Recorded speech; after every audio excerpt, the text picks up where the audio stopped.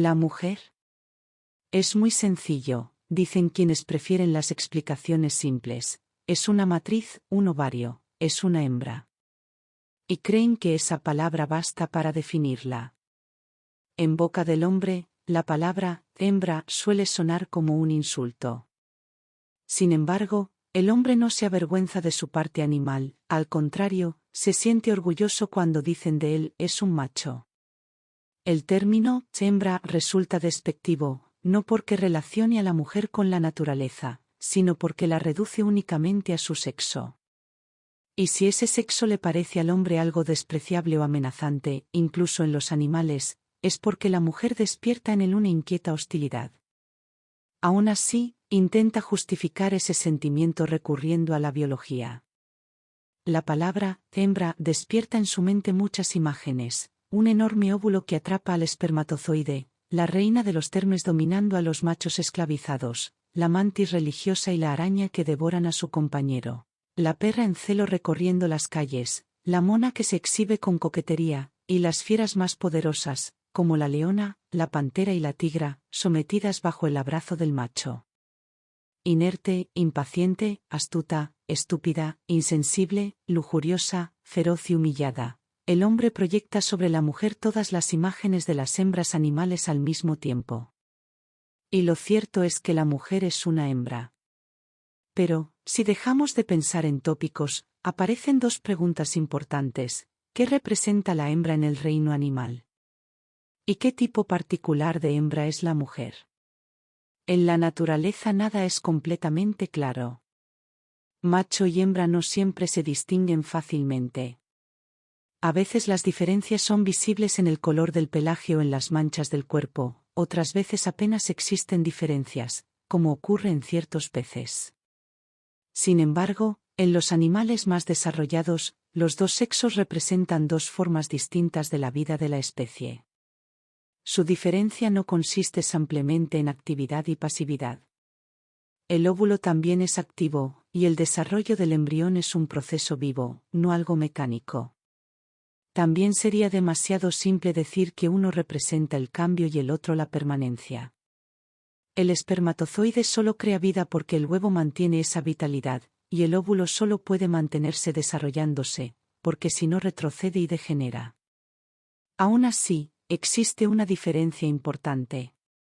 En la hembra predomina la continuidad de la vida y de la especie, mientras que el macho impulsa la aparición de nuevas fuerzas individuales. Por eso, el macho puede afirmarse más fácilmente como individuo autónomo. La hembra, en cambio, aparece sometida a las exigencias de la especie, como si fuerzas ajenas actuaran dentro de ella. Por eso, cuanto más complejos son los seres vivos, más intensa se vuelve la oposición entre los sexos. El macho encuentra cada vez más formas de utilizar su energía y afirmar su individualidad. La hembra siente cada vez más el peso de esa esclavitud biológica. El conflicto entre sus propios intereses y las fuerzas reproductoras que habitan en ella se hace más fuerte. El parto de las vacas y las yeguas, por ejemplo, es mucho más doloroso y peligroso que el de los pequeños roedores. La mujer, que es la más individualizada de las hembras, aparece también como la más frágil, la que vive su destino de manera más dramática y la que más profundamente se diferencia de su macho. En la humanidad, como ocurre en la mayoría de las especies, nacen aproximadamente tantos individuos de un sexo como del otro. Sin embargo, aunque el desarrollo inicial de los embriones sea parecido, el del feto femenino permanece más tiempo en un estado neutro. Por eso está más expuesto a la influencia hormonal y su desarrollo puede modificarse con mayor frecuencia. Una vez formados, los órganos sexuales de hombres y mujeres presentan una estructura simétrica, y las hormonas de ambos pertenecen a la misma familia química. Por eso, ni la anatomía ni las hormonas bastan para definir completamente a la mujer. Lo que realmente la diferencia del hombre es la forma en que evoluciona su funcionamiento biológico. El desarrollo del hombre es relativamente simple. Desde el nacimiento hasta la pubertad, crece de forma bastante regular. Hacia los 15 o 16 años comienza la producción continua de espermatozoides, que se mantiene hasta la vejez. A partir de entonces, su vida sexual suele integrarse de manera estable en su existencia individual. La historia biológica de la mujer, en cambio, es mucho más compleja. Desde antes de nacer ya posee una reserva de óvulos en los ovarios. Es como si la especie hubiera tomado posesión de ella desde el principio. Al llegar al mundo atraviesa una especie de primera pubertad, los oocitos aumentan de tamaño y luego el ovario se reduce parcialmente, como si el cuerpo hiciera una pausa antes de desarrollarse. Durante la infancia, el crecimiento de la niña es parecido al del niño. Incluso, a ciertas edades, puede ser más alta y pesar más. Pero en la pubertad el cuerpo femenino cambia profundamente. Bajo la influencia hormonal, los ovarios se activan, madura un óvulo y comienza el ciclo menstrual. El cuerpo adquiere sus formas definitivas y aparece la feminización completa del organismo. Sin embargo, este proceso no ocurre sin dificultad.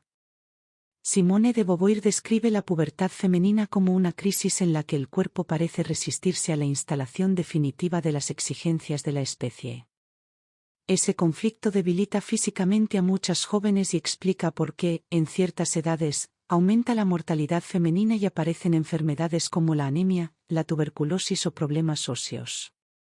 Algunas mujeres presentan desarrollos anormales, pubertad precoz, ausencia de menstruación o incluso rasgos masculinos provocados por alteraciones hormonales. Pero estas anomalías no representan una liberación frente a la biología. Según el texto, nadie puede escapar completamente a las exigencias de la especie, porque al mismo tiempo que condiciona la vida individual, también la sostiene. La vitalidad de la mujer está ligada a los ovarios, igual que la del hombre depende de los testículos. Cuando los órganos sexuales no se desarrollan correctamente, todo el organismo se debilita y pierde equilibrio. Sin embargo, muchos procesos genitales femeninos no benefician directamente a la vida individual de la mujer, incluso pueden ponerla en peligro. Las glándulas mamarias, por ejemplo, aparecen en la pubertad pero no son necesarias para la supervivencia individual. Del mismo modo, muchas secreciones hormonales existen principalmente para favorecer la maduración del óvulo y preparar el útero, más que para beneficiar al cuerpo femenino en sí mismo. Por eso, Beauvoir afirma que desde la pubertad hasta la menopausia la mujer vive una historia biológica dentro de su cuerpo que no le pertenece completamente como individuo. Los anglosajones llaman a la menstruación de curse, es decir, la maldición. Y, según el texto, el ciclo menstrual no tiene una finalidad individual directa. La mujer repite constantemente un proceso que prepara el cuerpo para una posible gestación. A diferencia de otros mamíferos, en los que este ciclo aparece solo en determinadas épocas del año, en la mujer y en algunos primates superiores ocurre cada mes. Durante aproximadamente 14 días, uno de los folículos que contienen los óvulos crece y madura mientras el ovario produce una hormona llamada foliculina. Hacia el día 14 se produce la ovulación, el folículo se rompe, a veces con una pequeña hemorragia, y el óvulo desciende hacia las trompas. Después, el resto del folículo se transforma en el llamado cuerpo amarillo.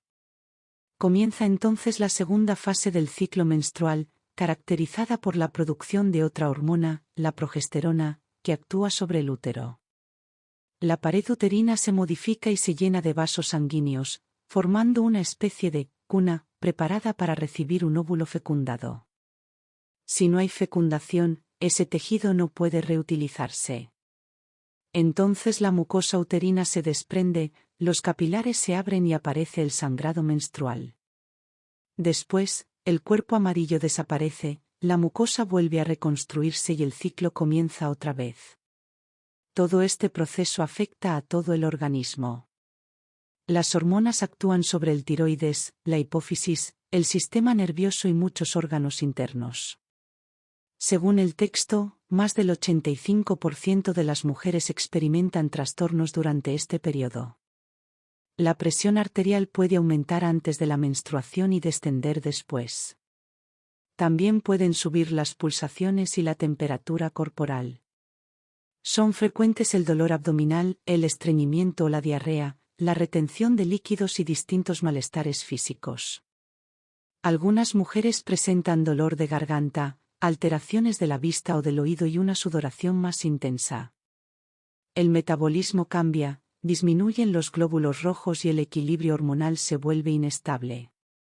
Todo esto provoca una gran fragilidad nerviosa. Son comunes los dolores de cabeza, la irritabilidad, la sensibilidad emocional y los cambios bruscos de humor. En algunos casos incluso pueden aparecer trastornos psíquicos importantes. En ese momento, la mujer siente su cuerpo como algo extraño y ajeno. Simone de Beauvoir describe la menstruación como un proceso que, cada mes, prepara una posible vida y luego la destruye cuando no hay fecundación. Por eso afirma que, aunque la mujer es su cuerpo, también siente que ese cuerpo es algo distinto de ella misma. La alienación se vuelve aún más profunda durante el embarazo. Aunque la gestación sea un proceso natural y normalmente no perjudique a una mujer sana, Beauvoir sostiene que exige grandes sacrificios físicos y no ofrece un beneficio individual directo para la madre. Durante los primeros meses son frecuentes las náuseas, los vómitos y la pérdida de apetito. El organismo pierde fósforo, calcio y hierro, y esas carencias pueden ser difíciles de recuperar después. El metabolismo y el sistema endocrino trabajan de forma intensa, mientras el sistema nervioso permanece en un estado de gran excitación.